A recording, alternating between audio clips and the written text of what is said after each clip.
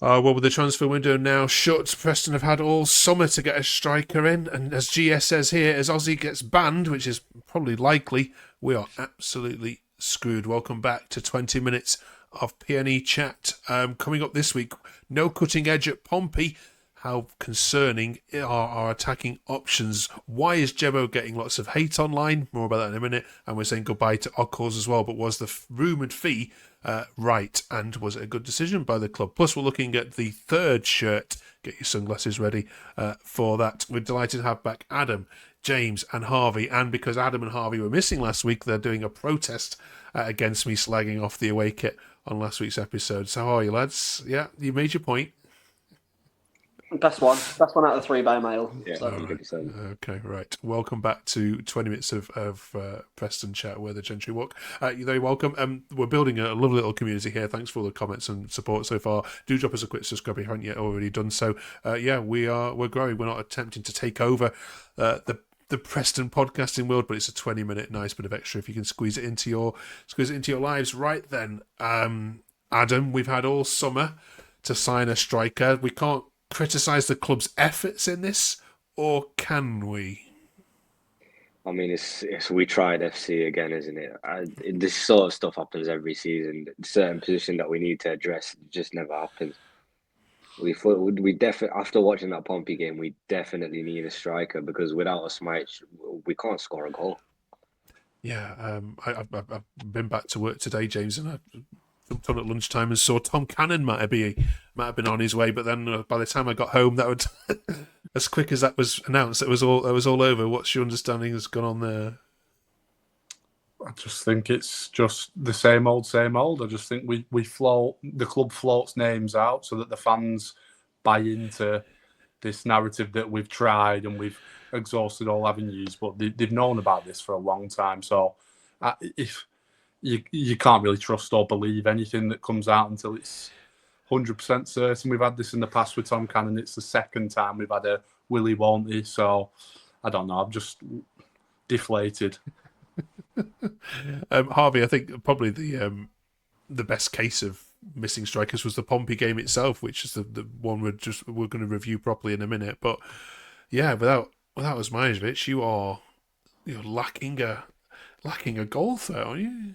I wouldn't even say it's just the strikers, really, for me. I think the whole, especially the first half, it very much identified that without a creative player on the pitch like Devine or Mads or even Dobbin, who's looked bright in the Wrexham game, we just look like we can't create anything. We definitely look like a better side in the second half when Mads and Dobbin came on. But yeah, that midfield three of McCann, Thedorson and Whiteman, as much as I like all of them individually, it should not be a midfield three I ever want to see ever again. Okay. Going back to the window though here, Adam, Charlie G says, has our window been class? Yes. Would Armstrong's signing be unreal? Yes. Is it okay to also be disappointed not to have added another striker given all the talk of the need for another body in that area? Not to mention this money in the pot we supposedly have. Are Preston fans okay to feel a little bit deflated in this window, even though you have signed some pretty good players, I think improved your squad from last season? I mean, we've had a great window, I would say, especially the first half. I mean, I felt like we were signing a player every single day, but after about a few signings, it just started to all go downhill, and then we just kept looking for a strike, and nothing was coming in. We definitely need more signings in the attacking half of the team. We definitely strengthened the defensive half, but I mean, there's still holes to fill in the squad, which is why people would feel disappointed, to be honest. Okay. Well, as an Everton fan, as you know, I'm a neutral here, James. I can guarantee you one thing. You have got a very good player coming in Harrison Armstrong, who I think was probably one of the reasons Derby survived last season. We're hearing that is done. Of course, we're recording this just as Windows closed. Yeah, happy with that one?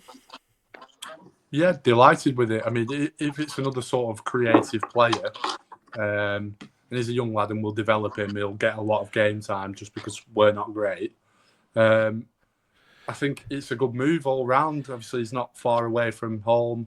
Any attacking options to bolster our squad, I will take. Yeah, he's a workhorse as well. that one. Let's go back to the game though at Portsmouth, Harvey, for a second. Ed says first half was very poor, second half we started okay, but as soon as Mazen Dobbin came on, we could have gotten something from the game. I also don't understand all the Gemmo hate either. The bloke isn't 100% yet. He is still putting his name forward. Talk to us about what's going on here within the fan base. It's not the majority yet, but why is Jebbison being called out?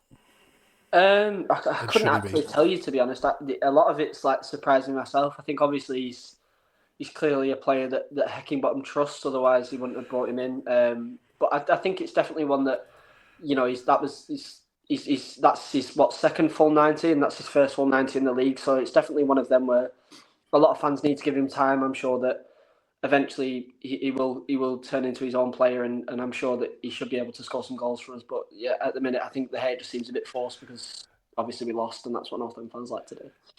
Yeah, I mean, as you know, we do a podcast for every single team in the Championship, and our Watford podcast last year centred a lot on Jebbison hate, and by the end, he frustrated a lot of Watford fans. Hopefully, though, that doesn't materialise again here. Carl says, Adam, good to see a reaction second half with a much better tempo, but we desperately need a striker. Smith and Jebbison are nowhere near good enough to be starting games. Not starting Dobbin was a poor decision. Do you agree about Smith as well? I mean, with Smith and Jebbison, I feel like they're two good players to start alongside Osmajic, but I feel like together they're just not a good combination. I think Dobbin definitely did need to start after what I've seen against Wrexham. He was dropping really deep and bringing the ball all the way forward. But with Smith and Jebbison, you're having them two stuck up front, and then there's no one to drive the ball forward because we've got no one in midfield. So they're not getting any much service. So they can't really show what they're about. Okay. James, who else stuck out for you in that game? I mean, the result I don't think reflects the game personally from what I've seen, sort of the highlights. And if you were there, what was your take on it? I mean, I would agree. I think them two up front, I'd agree with Adam. Them two up front's never great. I don't know. There's just something about it. Mads Frockyar, when he came on, and again Dobbin, they just injected a little bit of life. And we never really looked like scoring, but at least we had a goal when them two came on. It's just blunt without Osmajic, and we're over reliant on a madman because he's hardly ever here. But without him, we're so blunt. Yeah. Okay. Moving on from Pompey, then Harvey, we've got the table toppers coming to Deepdale after the international break.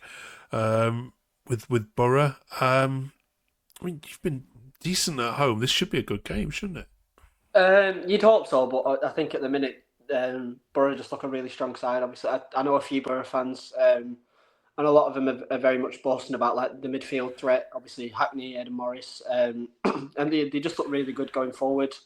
But obviously, like you just said, Preston are a really good side at home, and hopefully we can have 2 weeks to just regroup after the Portsmouth game. You know, get a majority of the players back, especially Osmajic, and just hopefully it should be a really good game, which obviously Preston win. Yeah, fantastic. Before we move on, though, we've got to talk about some exits as well from the club this week. The biggest one, which got fans' tongues wagging, Adam, was Okkels joined the Swedish side of an undisclosed fee, although it was rumoured. Well, there were lots of rumours online as to how much it was. First of all, the club obviously wanted to thank him for efforts. Where do you stand on this one? It seems to have divided a few. First of all, is it the right time for him to move on? And as regards to fee, what are your thoughts? Well, I think it's 100% the right time to move on because, I mean, I haven't really seen anything from him, to be honest. That he came first half of the season last season, he didn't play a single minute, and then he went out on loan to Aberdeen, where all I've seen is the Aberdeen fans hating on him. And obviously now this season, we've just decided to cut our losses and let him lose.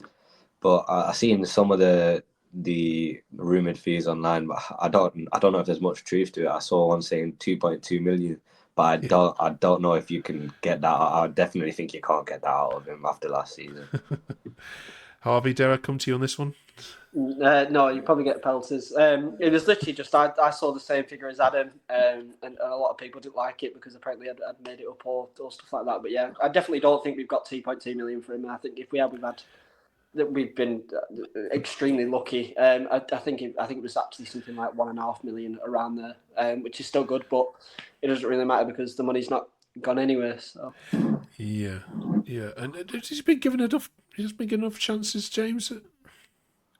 Yeah, he's had enough time. He's played against some lesser teams and not really done anything. I mean, no, I wish him all the best, but if we have got 2.2 million for him, we've got 2.1 million too much for him.